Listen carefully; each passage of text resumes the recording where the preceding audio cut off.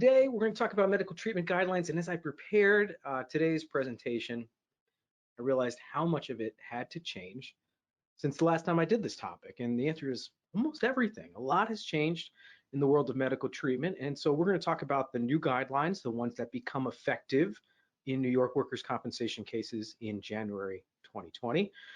We're also going to talk about what the new expansion of provider law means and how that's going to affect cases and how we're seeing it affect cases. Little preview here: more ineffective care, more cost.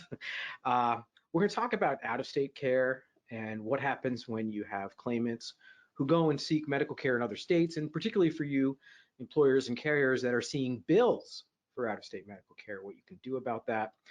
Of course, I have to talk about medicinal marijuana and how that's implementing throughout the state.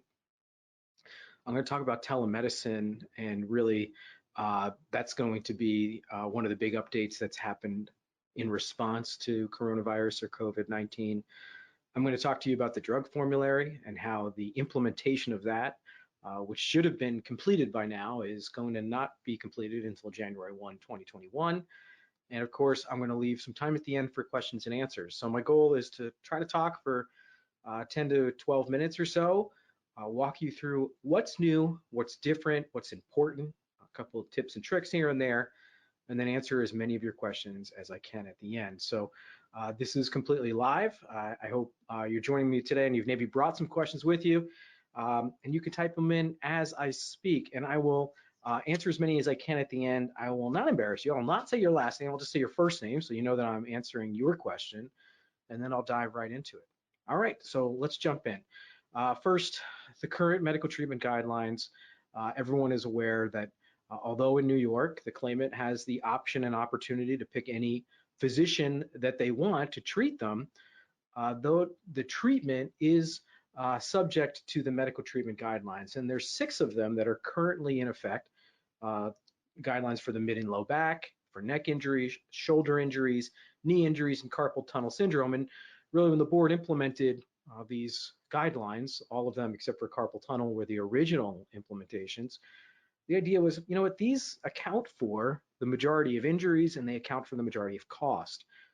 They expanded the guidelines in 2014 to include carpal tunnel syndrome, and the most important one, the non-acute pain management guidelines. So I want to talk about that just a second, or I will give you a slide on non-acute pain, but really the idea here is to have the claimant obtain evidence-based treatment, and for the carrier or employer to have some basis for limiting, disputing, or challenging unnecessary, ineffectual, and experimental care. That's really the point. Also, with these guidelines, when they were implemented in 2012, afterwards the board had to define what is maximum medical improvement. And if you think about how insane that is, that's something that actually had to happen. Maximum medical improvement is now defined. There are both board bulletins on it, which essentially describe it as the maximum benefit of curative care, as well as statements within the guidelines themselves, which indicate that there's no more curative treatment possible. The most important definition of maximum medical improvement in New York, we take it from a board bulletin in which it says that the mere potential for future surgery, the mere potential for future curative care is not a bar to finding MMI now. In so many of our cases in New York, we are fighting to get the claimant to MMI and to limit unnecessary care. It's an important definition to know and have by your side. There are new medical treatment guidelines coming, and they will be in effect on January 1, 2021. There is going to be a new guideline for elbow injuries. This will cover really the basics, things like obvious fractures, bursitis, epicondylitis, those types of elbow situations. Now, if you were paying attention, you might have noticed that the board had circulated hand, wrist, and elbow guidelines, which included all sorts of other conditions, including things like human bites and defensive wounds.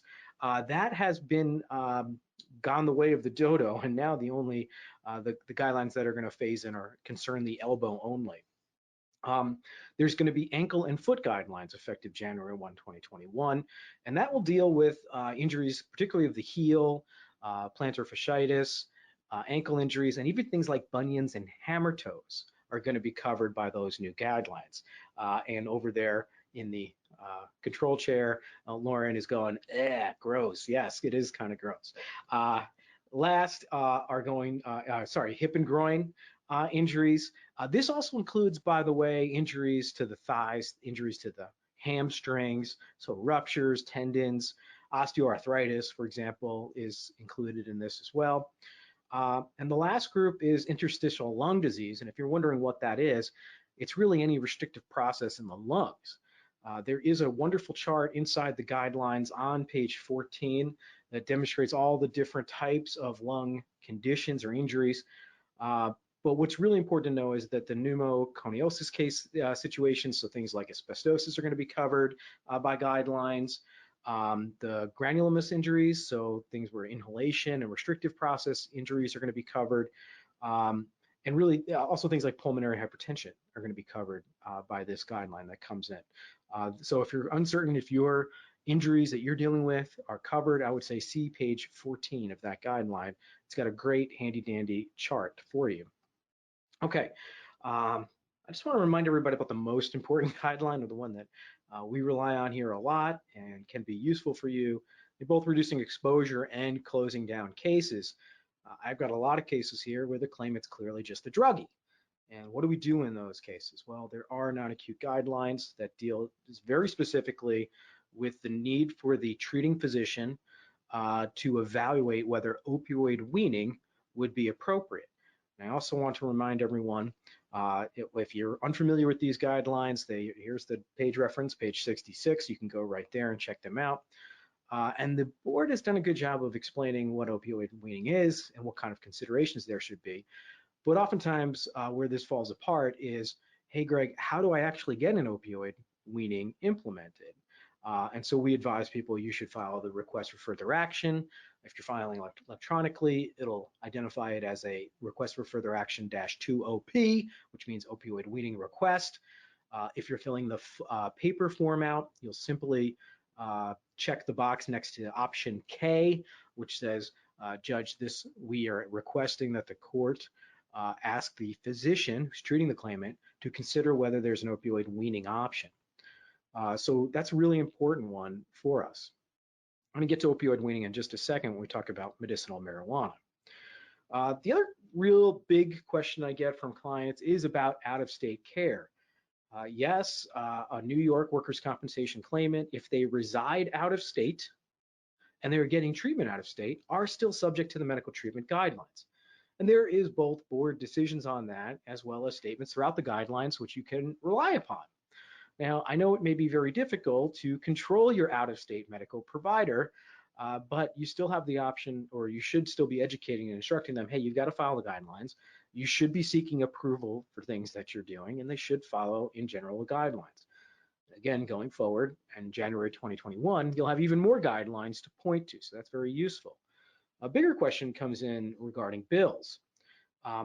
Does the fee schedule apply to out-of-state medical providers? And the answer is, if the claimant lives in New York State, anywhere in New York State, and they go and get care outside of New York, in general, the New York medical fee schedule should still apply. And in fact, there is a statement in the new edition of the medical fee schedule, which specifically states, General Guideline 16, that the fee schedule shall apply for the county where the claimant is a resident.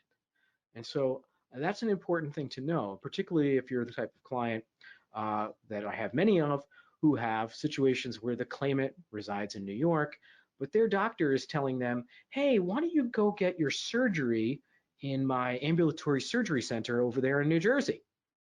And they cross the lovely Hudson River, and they go get their knee arthroscope or their shoulder repair done in New Jersey.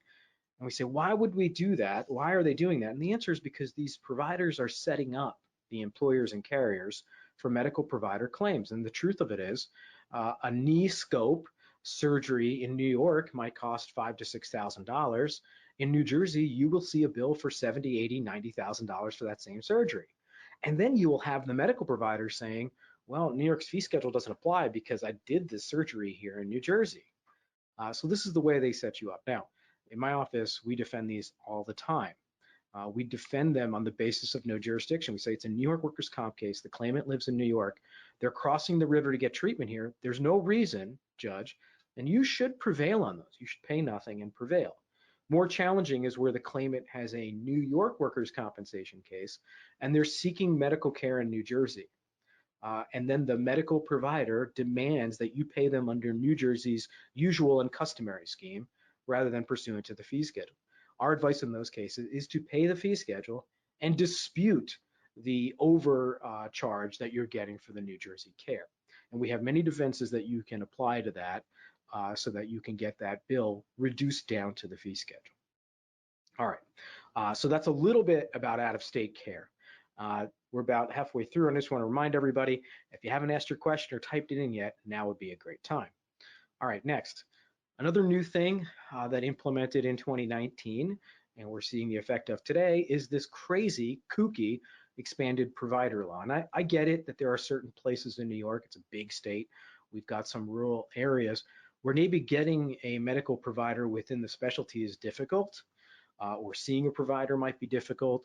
And so really, I think this expanded provider law was an idea to address that, but the way it's been implemented is a little kooky. So under the expanded provider law, nurse practitioners, licensed clinical social workers, occupational therapists, physical therapists, and even acupuncturists and even chiropractors can be considered an authorized provider, a captain of the ship, so to speak, for the direction and provenance of medical care. And the insanity here is that all of these nurse practitioners, licensed clinical social workers, acupuncturists, chiropractors can file C-4 authorizations directly. So that is a C4 authorization or for pre-approval or pre-authorization for treatment that they know exceeds well beyond what's in the medical treatment guidelines. Because remember, all of these practitioners or workers, social workers, I guess, are covered by the medical treatment guidelines.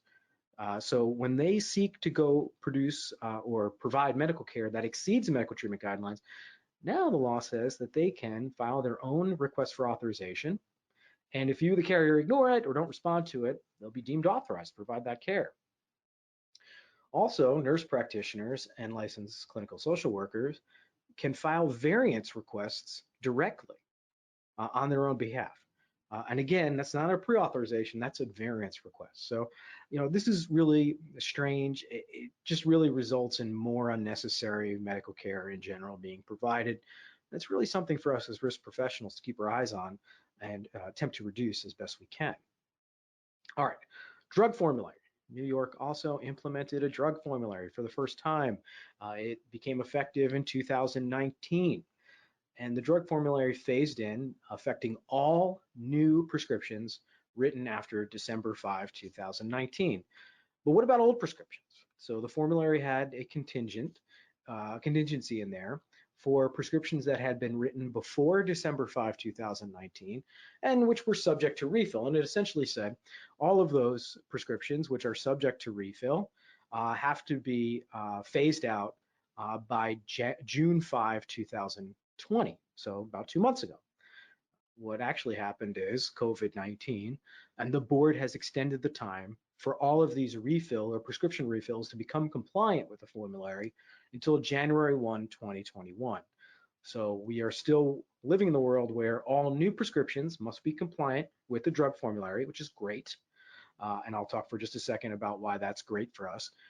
But the refills and prescriptions that were renewable, those can still be under the old drug formulary until January 1, 2021. Now, why this is, I don't understand it, because the new drug formulary is very straightforward. It makes a ton of sense. One of the most important things about it says that if there's a generic, that should be prescribed and filled, not a name brand. There's no need for name brand name medications and workers' compensation. Generics are just fine. They're just as effective.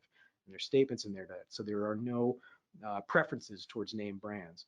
And even where the claimant comes forward and says, well, I'm allergic to the non-name brand, that doesn't fly.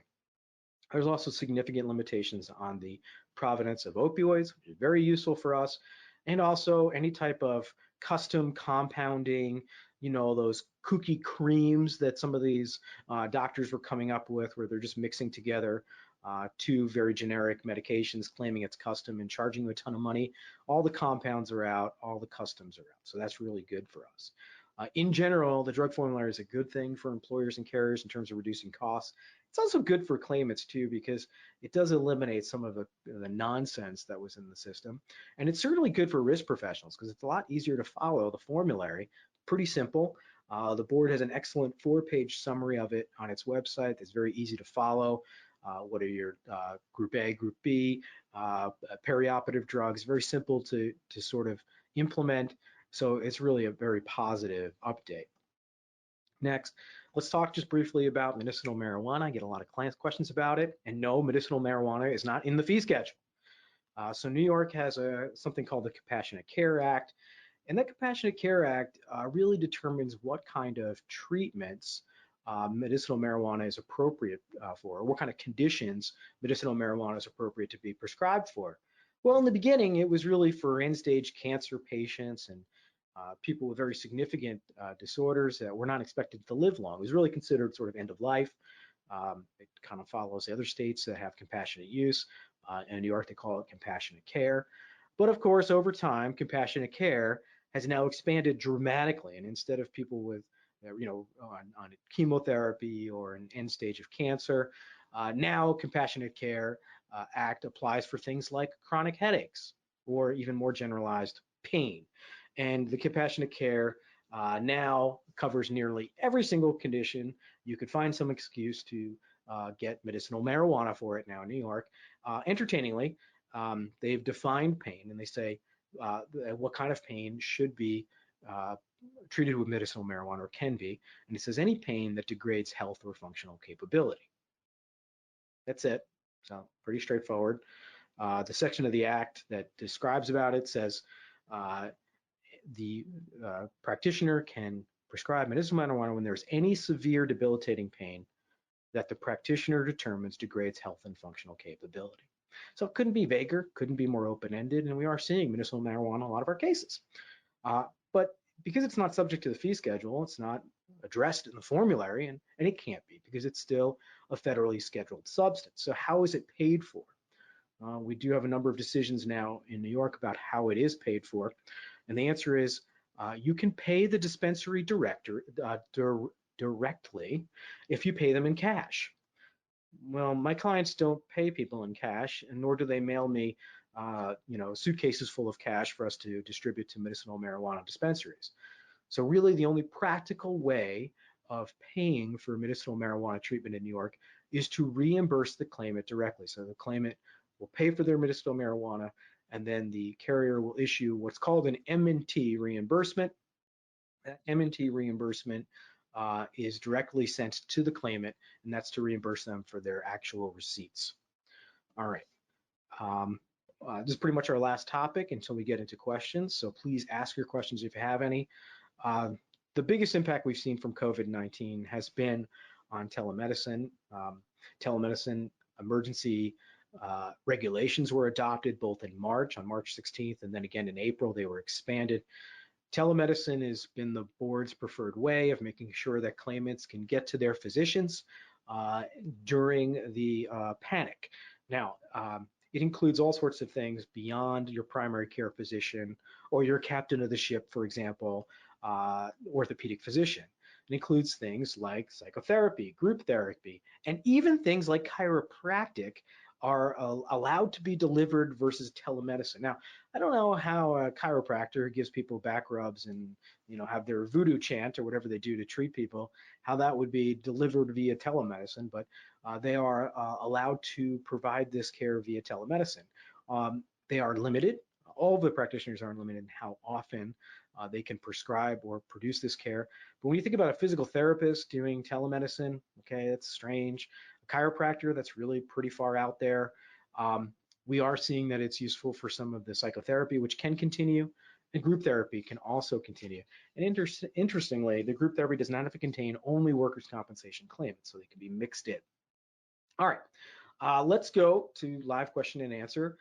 This is live, so please, if you have any questions, type them in now so that I can answer them. It makes this a lot more fun, a lot more lively. All right, I'm seeing a bunch here, so let's go.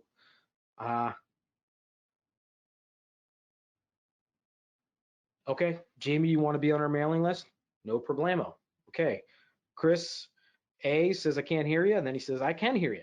Okay, good. Okay, so James says, Greg, what about the move to the CMS 1500 form? What is the new form replacing, and when is it effective? So the board's been announcing a move to CMS 1500 for like 5 years. It was supposed to be implemented January 1, 2021. And this is going to replace all C4 family of forms. All of them, every single form, with the exception of the C-4.3, will be replaced with the CMS-1500 form. And the implementation for this is expected to be, or was required to be, by January 1, 2021. However, I expect them to relax that ultimately. I think it's unlikely that they're going to actually complete this transition. There's lots of problems, by the way, with the CMS-1500 form, which has no place for a narrative. So that form would require, now it's good for the doctors because it's basically the same form they're using for every other medical or health insurer that they deal with, and certainly with Medicare, is exactly the same form. It's Medicare's form. So it's good for the doctors, probably simpler paperwork.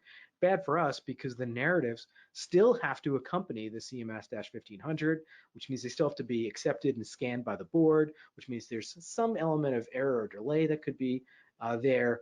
And so I'm not super happy about this initiative, but yes, it is still scheduled to phase in next year. Again, I'm pretty skeptical about whether or not it's going to happen. All right, Chris A asked the question, are you successful before workers' comp judges denying payment for those surgeries that take place in New Jersey? Yes. These are not losers. Yeah, we should be fighting these. Now, you've got some problems defending medical provider claims right now in New Jersey, and that's a big part of our practice here. One, well, the New Jersey workers' comp courts, for all practical purposes, are closed, and they've been closed since March. The judges are hearing cases from home. Really, filings are dramatically down. There's really no pre-hearing conferences going on. Every single judge in the entire workers' comp system is hearing their lists or going through their calendar differently. Really not like New York. New York, we haven't missed a beat, right? We haven't missed a single hearing despite the panic. Everything's fine. In New Jersey, it's been a complete and total unmitigated disaster. So the challenge is not how do you respond to a medical provider claim and can you prevail? Because the answer is you can. The problem is getting in front of a judge and actually moving the case forward. And I can tell you that I've got dozens, if not maybe 100, motions to dismiss for lack of jurisdiction pending in New Jersey, and the judges just don't get to them, and that's because of caseload, and that's also because the courts have been closed. So that's the challenge.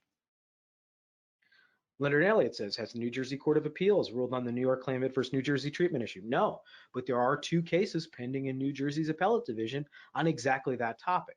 Many of the judges, by the way, the workers' compensation trial level judges, again, these are the appointed judges, are refusing to make decisions on medical provider claims in New Jersey because they say, well, there's going to be an appellate level case on this sooner or later, so I'm not going to make any decisions yet until that appellate level decision comes out, which is crazy, but that's what they're saying. So that has also introduced some delay. So yeah, but as of right now, Leonard, no, they should be making decisions. And by the way, that's what appellate courts are for.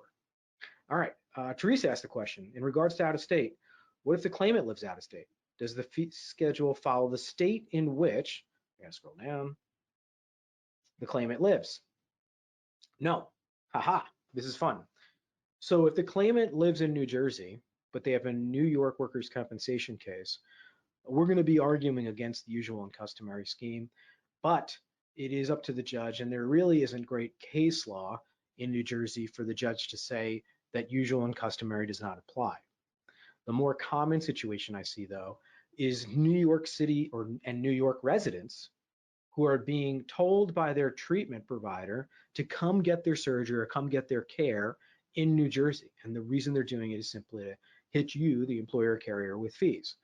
Where the claimant lives out of state, you don't get the benefit of that state's fee schedule because the jurisdiction of the fee dispute should follow the jurisdiction of the where the workers' compensation claim is. And New York specifically says in its medical treatment guidelines and in its medical fee schedule, if the other state doesn't have a fee schedule, then you're subject to whatever the costs in the other state. So there's two ways around that. Way number one, negotiate a rate with the out-of-state provider. You could simply say, look, I know you're part of a PPO. Can you give us those PPO rates? The other thing to do is, and particularly in New Jersey, which doesn't have a fee schedule for workers' compensation, but it does have a fee schedule for motor vehicle claims. So we'll go into court and we'll just say, look, Judge, yeah, there's no fee schedule for workers' comp in New Jersey. We get it, but you should apply if you're trying to figure out, Judge, what's the appropriate valuation for this care, and the doctors want to come in and testify, I got a better idea. Why don't we just use the personal injury protection fee schedule that the Motor Vehicle Act requires? And we've had some success with that as well. All right. Leonard says, Greg, to be clear, do the additional providers filing on their own must be authorized by the board? Yes. So all of those additional providers we talked about, nurse practitioners, chiropractors, acupuncturists, physical therapists, occupational therapists, licensed clinical social workers, yes, they all must be coded and authorized by the board. Absolutely. Okay, Mary asked the question. If weaning of an opioid is ordered, say wean within 8 weeks, does the carrier have to give written notice of final fill, et cetera, or can the carrier stop payment authorization of the prescription at the 8-week mark? Is the notice of decision reference sufficient? And she gives the example that this is a case where the provider is not complying with the weaning order and continues to write the prescription without reducing. So in general, I'd be very cautious about doing that, Mary, even though the order says the claimant is subject to the weaning order and should be doing it. I would generally not cut off future benefits. I would in general advise a client to file a request for further action and ask the judge to either enforce their own order or terminate benefits. That's really the safest thing you can do, and will make sure that you can close down your exposure in the most effective way. Otherwise, you may be in a situation where you're going to be defending against a potential penalty. Mary asks a follow-up question. She says, but what if we still approve the prescription outside the proposed weaning schedule? Can we later deny or adjust that? And the answer is yes. So just because there was an oops and the schedule got delayed, I don't see a problem in then saying, no, Judge, look, we tried to do our best. They're still under a weaning order and a weaning schedule. And even though they got us, Judge, they got some extra, opioids, Judge, we're going to put them back on that schedule. I think that's the right way to handle that. Okay, Chris asked the question, Greg, if you have several employees who all test positive for COVID-19 at the same time and work closely together, would that likely be work-related? If there's not an easy explanation for how they could have contracted outside of work, these are not public-facing employees. Okay, so in general, there's two ways we analyze COVID-19 cases. We have a ton of them here. We've also had a bunch of trials so far in COVID-19 cases, and we've been really successful. You've got to analyze these cases under two specific streams of thought. One, either it's a definite accident or what the board calls a determinate act, one specific incident or trauma. Or if there's an occupational exposure theory, where the claimant is essentially saying like, I work on a ward in the hospital where everybody's COVID-19, I got COVID-19. Come on, Judge, I got it because of my occupational exposure. Those are the really two ways we're looking at it. And Chris, in your question, you're not giving me a determinate act or a specific traumatic event. You're really saying it just seems like that we have a cluster of them. So we're not going to analyze it under the determinate act sort of paradigm.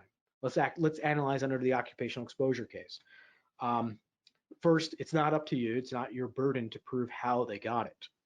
Second, unless you're telling me there's something peculiar or distinctive about this employment that exposes these people to COVID-19. For example, they work in a laboratory and that laboratory is testing COVID-19 samples and they weren't wearing PPE or something really dramatic. In general, we should be disputing the compensability of those claims. Just because a bunch of people in the same employment test positive does not mean that that employment has any peculiar or distinctive feature, which is more likely than not to lead people to sustaining that injury or infection. So my advice on that would be to dispute that. All right, last question here. Christine asked the question, Greg, can a physical therapist or occupational therapist submit an MG2 That's a variance request. No, they cannot. They can only submit a C-4 authorization, and that would be for a pre-approval of a treatment modality that they know exceeds the guidelines. Okay, that's all the questions. It's about 12:30. Thank you, everybody who asked a question. Makes it so much more fun when I have questions. Join us next month. We are going to be talking about occupational cases and use of IMEs. And this will be very valuable for those of us who are defending COVID-19 cases. So please join us next week as we discuss the best use of independent medical evaluations. All right, everybody, I hope you have a great week. Stay safe. I'll see you soon.